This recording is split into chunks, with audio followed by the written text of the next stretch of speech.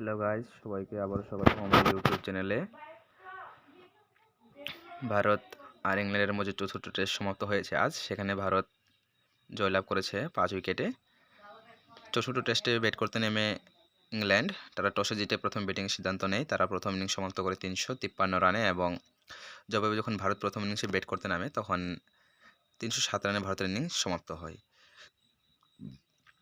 প্রথম ইনিংসে যখন ভারত ব্যাট করতে নেমেছিল তখন কিন্তু ভারত প্রায় ব্যাটিং বিপর্যয়ে পড়ে। সেখান থেকে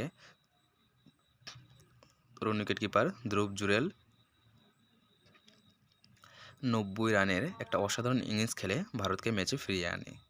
সেখান থেকে 307 রানে ইনিংস সমাপ্ত করার পর ভারত প্রথম ইনিংসে দ্বিতীয় ইনিংসে যখন ইংল্যান্ড কিছুটা লিড নিয়ে নামে তখন তারা মাত্র 145 রানে তাদের ইনিংস ফুরিয়ে যায়।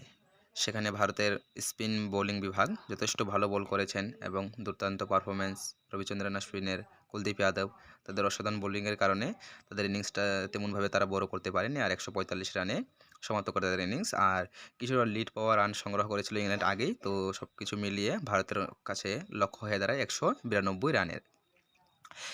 যখন 192 রানের ভারত ব্যাট করতে নামে তখন কিন্তু তেমন একটা মনে হচ্ছিল না, যদিও ব্যাক টু ব্যাক উইকেট যাওয়ার পর ভারত একটা বিপর্যয়ে পড়ে, যদিও শেষ অবধি ভারত 5 উইকেটের ব্যবধানে জয়লাভ করে।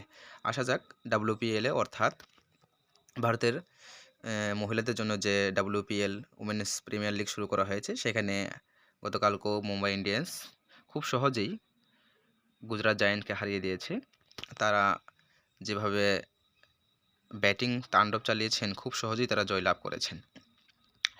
ভারত ও ইংল্যান্ডের মধ্যে যে টেস্ট সিরিজ চলছিল সেখানে আমি পজিটিভ দিকের যদি কথা বলি, সেখানে ওয়েসেসভি জয়সওয়াল বা শুভমান গিল, তাছাড়া ধ্রুব জুরেল তারা কিন্তু ভালো পারফর্ম করেছেন এবং তাদের জায়গা মোটামুটি আমি ভাবছি যে পঞ্চম টেস্টের জন্য মোটামুটি পাকা। এক্ষেত্রে আমি যদি বলি রজত পাটিদার, তাকে কিন্তু অবশ্যই নিজের জায়গাটা একবার ভাবতে হচ্ছে, কারণ দুটো ম্যাচে তাকে সুযোগ দেওয়ার পরেও সে তেমনভাবে নিজেকে প্রমাণ করতে পারেননি।